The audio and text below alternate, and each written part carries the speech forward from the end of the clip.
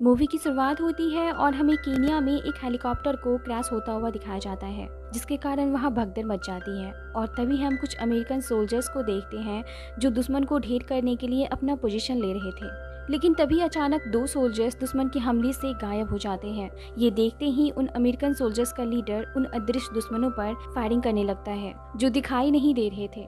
लेकिन तभी वहां पर एक जोरदार धमाका होता है जिसकी चपेट में आकर वो वहीं बेहोश हो जाता है। अब कुछ देर बाद हमें उस अमेरिकन सोल्जर को दिखाया जाता है जो एक सेल में बंद था, लेकिन वो अपनी याददाश्त खो चुका था। उसे कुछ भी पता नहीं था कि वो कौन है और यहाँ वो कैसे आया। थोड़ा ढूंढने के बाद उसे उस सेल में एक कील मिलती है जिसकी मदद से वो दीवार के एक ईंट को निकाल पाता है। और जैसे ही वो बाहर झांकता है वो देखता है कि उसकी आंखों के सामने ही एक प्लेन क्रैश हो गया है। ये देखते ही वो समझ जाता है कि वो जहाँ भी है वहाँ युद्ध का माहौल है। ये सब देखने के बाद वो मदद के लिए चिल्लाने लगता है, लेकिन तभी उसके पास के सेल से एक लड़की की आवाज आती है। वो कहती है कि चुप हो जाओ वरना हम दोनों मारे जाएंगे। उस लड़की का नाम नादिया होता है। उसे भी उस सोल्जर की तरह उस सेल में कैद करके रखा गया था। वो एक डॉक्टर थी और केन्या में ही पोस्टेड थी। तभी अचानक वहाँ पर जमीन हिलने लगती है और वहाँ लगे हुए हर एक इलेक्ट्रॉनिक सामान से इलेक्ट्रिक वेव्स बाहर निकलने लगते हैं। ये देखते ही वो आर्मी ऑफिसर नादिया से पूछता है कि यहाँ चल क्या रहा है।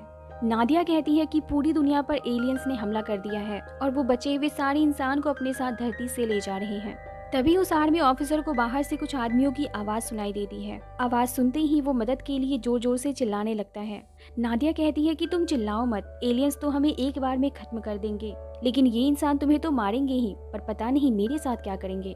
लेकिन अब बहुत देर हो चुकी थी। आर्मी ऑफिसर की आवाज सुनकर उस पुलिस स्टेशन के अंदर कुछ आदमी आ जाते हैं। नादिया उसकी लैंग्वेज को नहीं समझ पा रही थी, लेकिन वो अमेरिकन सोल्जर उनकी लैंग्वेज को बहुत अच्छी तरह से समझ पा रहा था।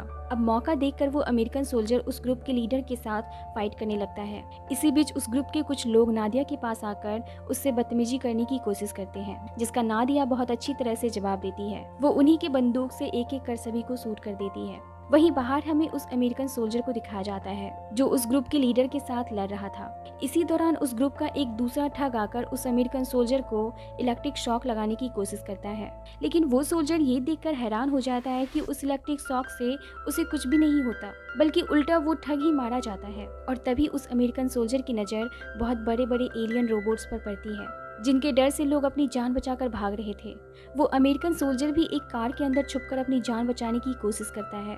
अब कुछ देर बाद वो नादिया के पास जाता है। नादिया उसकी यूनिफॉर्म पर उसका नाम देखती है। उसका नाम होता है बो। अब बो और नादिया उस पुलिस स्टेशन से कुछ हथियार लेकर वहाँ से बाहर निकल जाते हैं। बाहर निकलने पर नादिया बो से कहती है कि उत्तर की ओर एक यूएस आर्मी बेस कैंप है, लेकिन मुझे नहीं लगता है कि वहाँ कोई भी जिंदा बचा होगा, क्योंकि आज से 8 दिन पहले ही एलियंस ने अर्थ के सारे सैटेलाइट्स धरती पर गिरा दिए हैं। वो कहता है कि फिर भी हमें यहाँ नहीं रुकना चाहिए। हो सकता है कि उस कैंप में अभी भी कुछ सोल्जर्स बचे हुए हों। नादिया उसके साथ नहीं जाना चाहती थी, लेकिन कोई और रास्ता ना देखते हुए वो भी बो के साथ जाने के लिए मान जाती है। अब ये दोनों खुद के लिए कुछ खाना और पानी इकट्ठा करते हैं और एक कार को ठीक करके उससे आगे का सफर शुरू करते हैं। इसी दौरान बो को उसकी पुरानी कुछ यादें याद आने लगती है, लेकिन वो क्लियर नहीं होती। अब ये लोग आगे बढ़ ही रहे थे कि रास्ते में कुछ केनियन सोल्जर्स इन पर हमला कर देते हैं। नादिया उन लोगों को उनकी लैंग्वेज में समझाने की कोशिश करती है कि वे दोनों एलियन से बचकर भाग रहे हैं। वे लोग समझ भी जाते हैं, लेकिन जैसे ही एक केनियन सोल्जर बो के हाथ पर एक सिंबल देखता है, वो अपने आदमियों से कहने लगता है कि ये लोग डिस के आदमी हैं, इन्हें मार डालो। अब इससे पहले कि केनियन सोल्जर इन दोनों को मार डालते, वो एक सोल्जर से बंदूक छीनकर कुछ सोल्जर्स को मार देता है और एक सोल्जर से वो पूछता है कि तुम डिस के बारे में क्या कह रहे थे और इस सिंबल के बारे में तुम्हें क्या पता है। वो सोल्जर से कहता है कि पश्चिम की ओर एक रेडियो स्टेशन है, अमेरिकन सोल्जर्स से लैस, उसी के ऊपर एक बड़ा सा डिश है और वो सिंबल भी। बहुत लोगों का मानना है कि सारे एलियंस रोबोट को अमेरिकन्स ने ही उस डिश की मदद से यहाँ बुलाया है। वो कहता है कि ये सब बकवास है, ऐसा हो ही नहीं सकता। इस पर वो सोल्जर कहता है कि सब कुछ बर्बाद हो गया, लेकिन वो डिश अभी भी वहीं खड़ा है। नादिया कहती है कि हमें यहाँ से जल्दी से निकलना होगा और अब वो दोनों उनकी आर्मी जीप लेकर वहाँ से आगे बढ़ जाते हैं। रास्ते में नादिया बो से कहती है कि मुझे लगता है कि तुम स्पेशल फोर्स से हो, क्योंकि तुम्हें हर तरह की लैंग्वेज आती है और तुम हर तरह के हथियार भी चला सकते हो। लेकिन बो को कुछ भी याद नहीं आता। अब ये लोग टाउन एरिया में पहुंच जाते हैं, जहाँ का रास्ता इलेक्ट्रिक वायर से ब्लॉक हो चुका था, जो इन दोनों के लिए काफी खतरनाक था। अब इससे पहले कि ये दोनों कुछ और सोच पाते, इनके पीछे एलियन रोबोट आ जाता है। अब कोई रास्ता ना देखते हुए ये दोनों उन्हीं केबल्स की ऊपर से होते हुए आगे बढ़ जाते हैं। वो रोबोट लगातार इनकी जीप के ऊपर हमला करता है और कुछ दूर आगे जाने के बाद इनकी जीप खराब हो जाती है और ये दोनों किसी तरह अपनी जान बचाते हुए एक जगह पर जाकर छुप जाते हैं। तभी ये दोनों देखते हैं कि एक रोबोट एक आदमी और उसकी बेटी का पीछा कर रहा है और उसकी बेटी की आंखों के सामने ही वो रोबोट उसके पिता को मार डालता है। अब नादिया उस बच्चे को बचाने के लिए फायरिंग करके उस रोबोट को अपनी ओर डिस्ट्रैक्ट करने की कोशिश करती है, लेकिन तब तक देर हो चुकी थी क्योंकि वो रोबोट उस बच्ची को भी मार चुका था। लेकिन तभी वो रोबोट इन दोनों को वहां नोटिस कर लेता है, लेकिन वो किसी तरह खुद को और नादिया को उस रोबोट की नजरों से बचा लेता है। अब रात में ये दोनों वहीं रुकते हैं। नादिया बो से कहती है कि एलियंस का सबसे बड़ा हमला पेरिस में हुआ था जिसमें मेरे मॉम और डैड मारे गए और मैं अकेली रह गई। तभी कुछ फाइटर जेट्स उनके ऊपर से होकर गुजरते हैं। ये देखकर बो कहता है कि अभी भी बहुत से लोग बचे हुए हैं जो लगातार एलियंस से मुकाबला कर रहे हैं, इसलिए हमें भी हार नहीं माननी चाहिए। अब अगली सुबह ये दोनों पैदल ही आगे बढ़ जाते हैं। रास्ते में एक जगह पर इन्हें रेडियो की आवाज सुनाई देती है। जब ये दोनों उस रेडियो के पास जाते हैं तो वहाँ पर कुछ केनियन लोकल्स इन्हें बंदी बना लेते हैं और टूटी हुई बिल्डिंग के बीचों बीच इन दोनों को जंजीर से बांध देते हैं उन रोबोट्स के लिए चारा बनाकर। और फाइनली कुछ देर बाद वहाँ पर एलियन रोबोट्स आ जाते हैं। लेकिन आश्चर्य की बात ये होती है कि वो रोबोट बो को स्कैन करता है लेकिन उस पर हमला नहीं करता और तभी वो केनियन लोकल्स रोबोट्स पर माइंस और इलेक्ट्रिक चेन के द्वारा हमला करने लगते हैं। उस हमले से एक रोबोट मारा भी जाता है, लेकिन तभी वहाँ पर दूसरा रोबोट आ जाता है और कुछ ही सेकंड्स में वो सभी लोकल्स को मार डालता है। इसी बीच वो खुद को और नादिया को एक सुरक्षित स्थान पर छुपा लेता है और उधर वो रोबोट्स कुछ लोकल्स का पीछा करता हुआ उस जगह से दूर चला जाता है। अब बो और नादिया भी वहाँ से निकल जाते हैं। अब ये दोनों एक ब्रिज क्रॉस कर रहे थे कि इनकी नज़र ब्रिज के नीचे एक आदमी पर पड़ती है। इन्हें लगता है कि वो कोई स्नैपर है, लेकिन पास जाने पर इन्हें पता चलता है कि वो एक अमेरिकन फोटोग्राफर है। उसके पैर में चोट लगी हुई थी। वो कहता है कि मैं ज्यादा देर तक जिंदा नहीं बच पाऊंगा। मैंने एलियंस के बहुत सारे शॉट्स लिए हैं। इस दौरान मुझे पता चला कि एलियंस धरती के पावर ग्रिड पर कब्जा कर रहे हैं ताकि वो धरती को पूरी तरह से तबाह कर सके।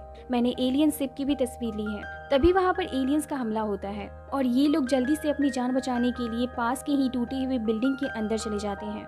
वो आदमी बो के हाथ पर डिस्क का सैंपल देख लेता है और कहता है कि अच्छा तो तुम यहाँ से हो। इस पर बो कहता है कि हाँ मुझे यहाँ जाना है। इस पर वो आदमी कहता है कि मैं यहीं से आ रहा हूँ और मेरे कैमरे में यहाँ से लेकर उस डिस्क तक की बहुत सारी तस्वीरें हैं जिनको फॉलो करके तुम इस डिस्क तक पहुँच सकते हो। लेकिन वो आदमी कहता है कि अगर तुम्हें ये कैमरा चाहिए तो तुम्हें मुझे मारना होगा क्योंकि मैं इस दर्द को ज्यादा देर तक नहीं झेल सकता। लेकिन वो ऐसा करने से मना कर देता है। पर नादिया एक डॉक्टर थी और उसे उस आदमी के दर्द का अंदाजा था और बहुत रिक्वेस्ट करने के बाद नादिया उसे मार देती है। अब ये दोनों उस कैमरे की फुटेज के सहारे वहाँ से पैदल आगे बढ़ते हैं। बो को फिर से कुछ याद आता है लेकिन वो क्लियर नहीं होता। चलते चलते ये दोनों फिर से एक टाउन एरिया में आ जाते हैं। यहाँ आने पर नादिया देखती है कि कैमरे की बैटरी डेड हो चुकी है। अब ये दोनों यहाँ से एक कार लेते हैं और उसके सहारे आगे का सफर जारी रखते हैं। कुछ घंटे के सफर के बाद इन्हें रास्ते के किनारे एक डेड रोबोट दिखता है। ये दोनों गाड़ी से उतरकर उस रोबोट के पास जाते हैं।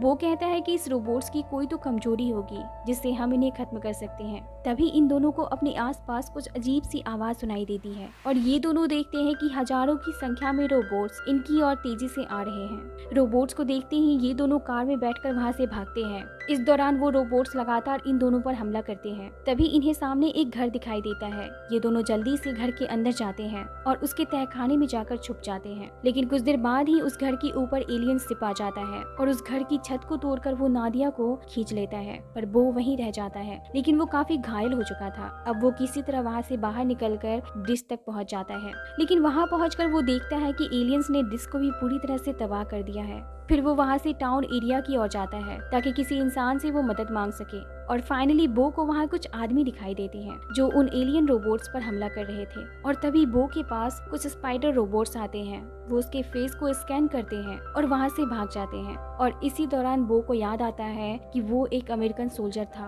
और बड़े बड़े हथियारों से वो एलियन रोबोट्स पर हमला करता था और उसके साथ कुछ और साथी सोल्जर्स थे। अब कुछ देर बाद जब बो को होश आता है तो वो देखता है कि लोकल्स ने टाउन एरिया में ही बने हुए एक शेल्टर में उसे रेस्क्यू किया हुआ है और वहाँ के डॉक्टर ने उसके पैर की सर्जरी भी कर दी थी। तभी वहाँ पर बो के पास कारा और जुमा नाम के 2 सर्वाइवल आते हैं। बो उसे अपनी सारी स्टोरी बताता है। बो कहता है कि मुझे नाडिया को ढूंढना होगा। इस पर जुमा कहता है कि तुम नाडिया को वापस नहीं ला सकते हो क्योंकि वो सिर्फ किसी भी इंसान को वापस नहीं करता। तभी कारा कहती है कि एलियंस तुम्हें क्यों नहीं ले गए, लेकिन बो के पास इसका कोई जवाब नहीं था। अब ये दोनों बो को रॉड्रिक के पास लेकर जाते हैं। वो एक इंजीनियर था और उस एलियन शिप को तबाह करने के लिए वो एक ईएमपी मशीन बना रहा था। बो के पूछने पर वो कहता है कि मैं एक ऐसा हथियार बना रहा हूँ जिससे ऊर्जा का धमाका होगा, जिसमें बिजली गिरने जैसी क्षमता होगी। इस ईएमपी मशीन से एलियन शिप को आसानी से तबाह किया जा सकता है। रॉड्रिक कहता है कि बस दिक्कत ये है कि एलियन शिप के नीचे बहुत सारे लोग होते हैं जो ड्रोन से घिरे होते हैं। ये एक मधुमक्खी के छत्ते के नीचे बम लगाने जैसा है। एलियन शिप के इतने पास हम आज तक नहीं गए।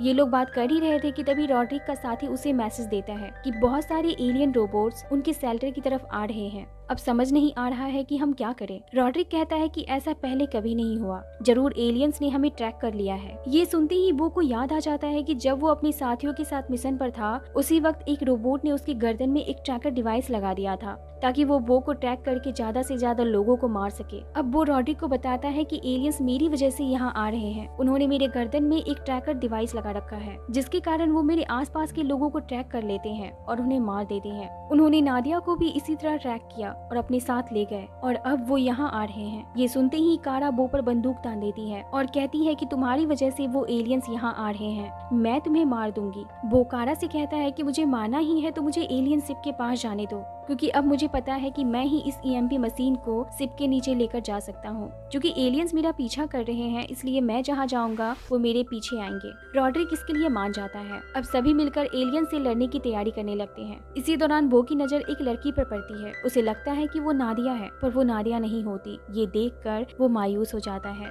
अब ये लोग ईएमपी डिवाइस को लेकर स्पेसशिप की ओर जाने लगते हैं। इसी दौरान रास्ते में इन पर एलियंस हमला कर देते हैं, जिसमें कुछ लोग मारे जाते हैं। ये लोग कुछ दूर आगे बढ़े ही थे कि तभी एक छोटा रोबोट इन पर हमला कर देता है, जिसमें कारा बुरी तरह से घायल हो जाती है, लेकिन उनके द्वारा उस रोबोट को खत्म कर दिया जाता है। कारा कहती है कि मैं आगे नहीं जा पाऊंगी, मुझे ग्रेनाइट दे दो, मैं इन सभी को रोकती हूँ और तुम लोग आगे बढ़ो। कारा की हिम्मत को देखकर वो रॉड्रिक और बाकी साथियों के साथ वहाँ से आगे बढ़ जाता है और वहीं कारा उस ग्रेनाइट से उसके और आने वाले सारे स्पाइडर रोबोट्स को अपने साथ खत्म कर देती है। वहीं दूसरी सीन में हमें जुमा को दिखाया जाता है, जो एक डॉक्टर के साथ शेल्टर के मरीजों को बाहर निकाल रहा था। तभी वहाँ पर कुछ रोबोट्स आ जाते हैं और उन पर हमला कर देते हैं। उस हमले में डॉक्टर मारी जाती है, लेकिन जुमा किसी तरह अपनी जान बचा लेता है। उधर वो अपने साथियों के साथ स्पेसशिप के पास आ जाता है। वो देखता है कि स्पेसशिप के नीचे हजारों की संख्या में लोग हैं जिन्हें रोबोट्स स्पेसशिप में डालने वाले थे। अब बिना देरी किए वो उस मशीन को अपने साथियों के साथ उस स्पेसशिप के पास ले जाने लगता है, लेकिन रास्ते में ही रोबोट्स उन पर हमला कर देते हैं। इस हमले के दौरान वो ईएमपी मशीन डैमेज हो जाता है। रॉड्रिक उस मशीन को चेक करता है और वो बो से कहता है कि इसकी बैटरी खराब हो चुकी है, अब ये काम नहीं करेगा। तभी बो को याद आता है कि जब एलियंस ने उसकी बॉडी के अंदर ट्रैकर डिवाइस लगाया था, तब से उसकी बॉडी से इलेक्ट्रिक करंट पास हो रहा है। दरअसल एलियन ने ऐसा बो से मैसेज रिसीव करने के लिए किया था। अब वो जल्दी से पास में पड़े डिस्ट्रॉय एलियन रोबोट से इलेक्ट्रिक करंट लेकर उस ईएमपी मशीन को स्टार्ट करता है और जैसे ही वो ईएमपी मशीन स्टार्ट होता है, वहाँ पर एक बहुत बड़ा एक्सप्लोजन होता है, जिसमें इंसानों को तो कुछ नहीं होता, लेकिन सारे रोबोट्स एक एक कर कुछ ही सेकंड्स में ऑफ हो जाते हैं और वो बड़ा सा स्पेसशिप एक धमाके वाले जगह पर गिरता है और ब्लास्ट कर जाता है। वो उस एक्सप्लोजन के बाद बेहोश हो गया था। रॉड्रिक उसे जगाता है और अब बो की पुरानी याददाश्त भी वापस आ चुकी थी, लेकिन वो डिसाइड करता है कि वो अपना नाम बो ही रखेगा। और फाइनली इंसान और एलियंस के बीच चल रहा ये युद्ध खत्म होता है। इसी के साथ इस मूवी का द एंड होता है। इसी तरह की मूवीज एक्सप्लेनेशन वीडियोस देखने के लिए मेरी वीडियोस को लाइक करें और चैनल को सब्सक्राइब जरूर करें। Thank you.